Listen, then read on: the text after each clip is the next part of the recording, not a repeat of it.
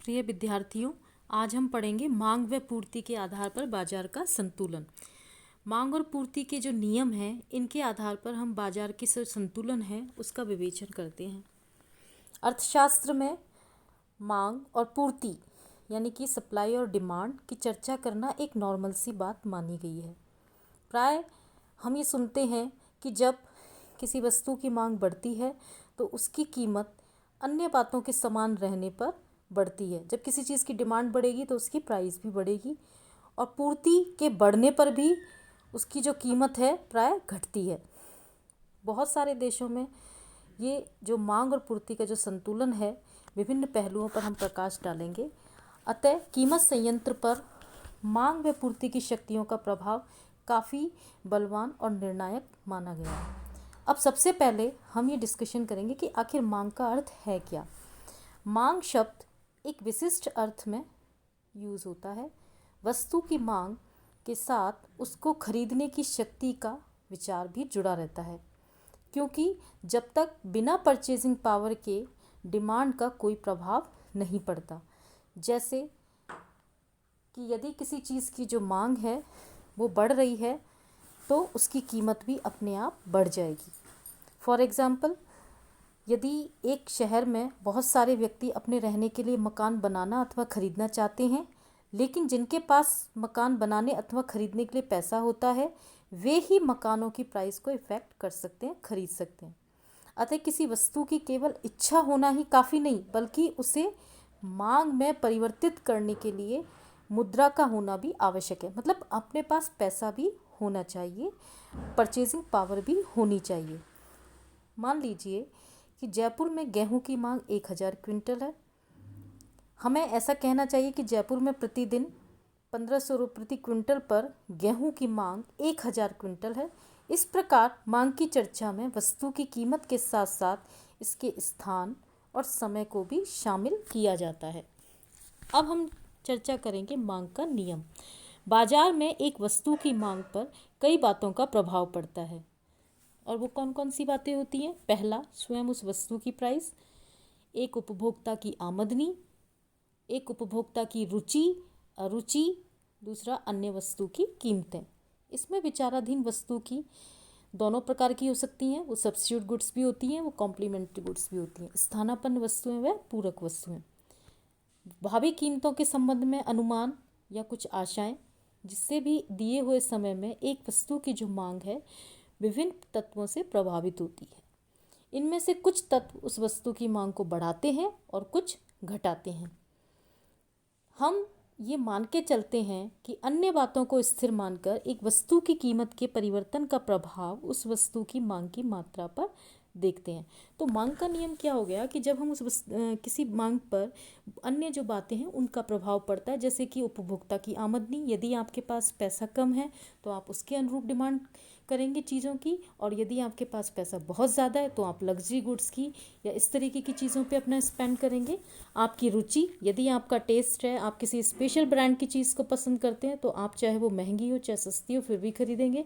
अन्य वस्तुओं की कीमतें, उनसे संबंधित वस्तुओं की कीमतें यदि बढ़ रही हैं तो भी प्राइस डिमांड इफेक्टिव होती है।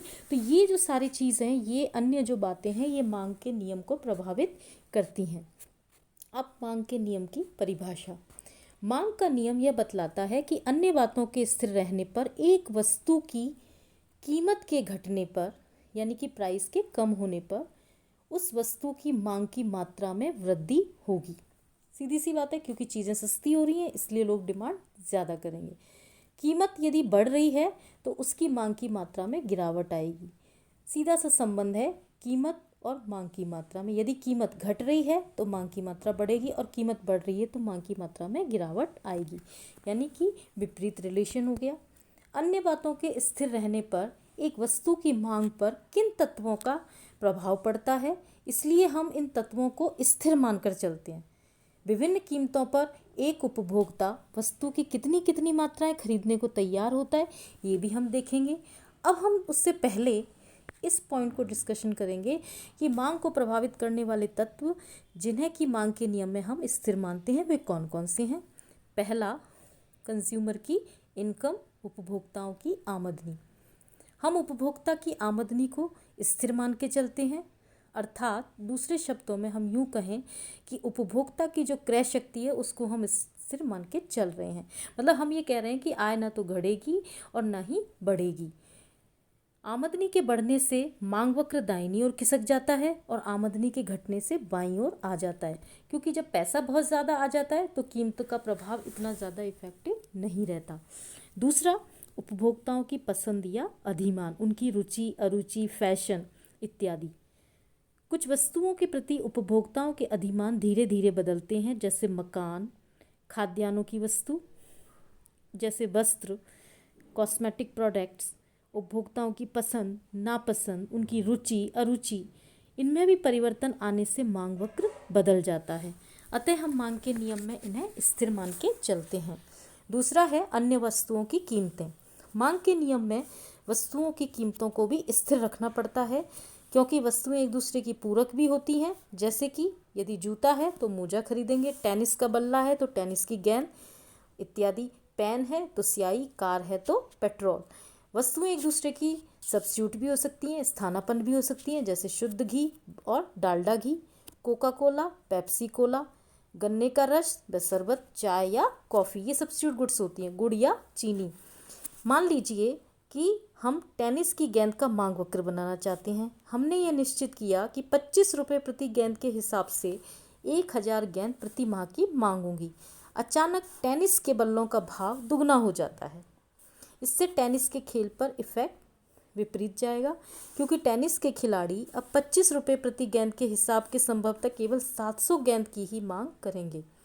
इस प्रकार उसी कीमत पर मांग की मात्रा क्या हो गई, घट जाती है। अतः एक वस्तु के मांग वक्र का अध्ययन करते समय हमें अन्य वस्तुओं के जो भाव हैं उनको स्थिर मानना पड़ता है।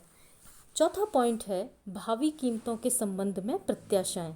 यदि उपभोक्ता यह सोचने लग जाए कि भविष्य में किसी वजह से वस्तु की कीमतें और बढ़ेंगी, तो वे आज के भावों पर ज़्यादा से ज़्यादा उस वस्तु को खरीद करके स्टोर करने लग जाएंगे। अतः मांग के नियम में भावी कीमतों के संबंध में प्रत्याशाएं, प्रेडिक्शन, अनुमान, संभावनाओं को भी स्थिर या अपरिवर्तित मान लिया जाता है। पांचवा पॉइंट है देश की जनसंख्या का आकार। वस्तु की मांग पर जनसंख्या की मात्रा का भी प्रभाव पड़ता है। अर्थात यदि किसी देश की जनसंख्या बढ़ रही है तो इसका मतलब मांग बढ़ेगी, और यदि जनसंख्या घट रही है तो मांग भी घटेगी। जनसंख्या के परिवर्तन विभिन्न वस्तुओं की मांग को काफ़ी सीमा तक प्रभावित करते हैं, इसलिए हम इसको भी स्थिर मान के चलते हैं। छठा है किसी देश में आमदनी का वितरण। यदि देश में आमदनी का वितरण अपेक्षाकृत समान पाया जाता है तो आमतौर पर वस्तुओं की मांग, विशेष तौर पे साधारण वस्तुओं की जो मांग होगी वो अधिक होती है। यदि आमदनी का वितरण असमान होता है तो धनी लोग आरामदेह व लग्जरी गुड्स की वस्तुएं ज़्यादा खरीदेंगे और निर्धन लोग इन्हें कम क्रय शक्ति के कारण बहुत ही कम मात्रा में खरीदेंगे। अतः मांग की जो बनावट है उस पर देश में आमदनी के वितरण का प्रभाव भी पड़ता है। सातवां है अन्य तत्व। अन्य तत्वों में हम कौन कौन से ले सकते हैं, जैसे कि वस्तु की मांग पर किसी देश की जलवायु, मौसम, रीति रिवाज, सामाजिक प्रथाओं व परंपराओं आदि का भी प्रभाव पड़ता है। प्रत्येक देश में वहाँ के त्योहारों का वहाँ के निवासियों की मांग पर प्रभाव पड़ता है। जलवायु है, जैसे यदि सर्दी का मौसम है तो सर्दी के वस्त्रों की मांग बढ़ जाएगी, गर्मी है तो कूलर, एसी, पंखे इनकी मांग बढ़ जाएगी। मौसम, रीति रिवाज जैसे मान लीजिए दिवाली का त्यौहार है, पटाखों की मांग बढ़ेगी, और होली का त्यौहार है तो कलर्स की मांग बढ़ेगी। सामाजिक प्रथाएं, यदि किसी को कुछ चीज़ें जैसे बांटनी होती हैं, खरीदनी होती हैं परंपराओं के अनुसार, तो भी उन चीज़ों की डिमांड एकदम से, जैसे विवाह का जब सीज़न होता है शादियों का, तो एकदम से हर चीज़ की जो प्राइस है वो बढ़ जाती है उनसे। इसका अर्थ ये हुआ कि एक वस्तु की मांग की मात्रा कई तत्वों पर निर्भर करती है, लेकिन मांग के नियम में केवल उस वस्तु की कीमत के परिवर्तन का प्रभाव ही उस वस्तु की मांग की मात्रा पर देखा जाता है। उस समय हम अन्य कारकों या तत्वों जैसे कि आदि को स्थिर मान के चलते हैं। तो x equals to function of price of x, y, t, pn। यहाँ x का मतलब है x वस्तु की मांग की मात्रा, प्राइस ऑफ x का मतलब है x वस्तु की कीमत, y उपभोक्ताओं की आमदनी, t टेस्ट उपभोक्ताओं की रुचि अरुचि, प्राइस ऑफ एन संबंधित वस्तुओं की कीमतें, f या फलन का सूचक, यानी कि x equals to function of price of x, y, t और प्राइस ऑफ एन। इसमें हम मांग के नियम को एक फंक्शन के रूप में व्यक्त कर सकते हैं। धन्यवाद।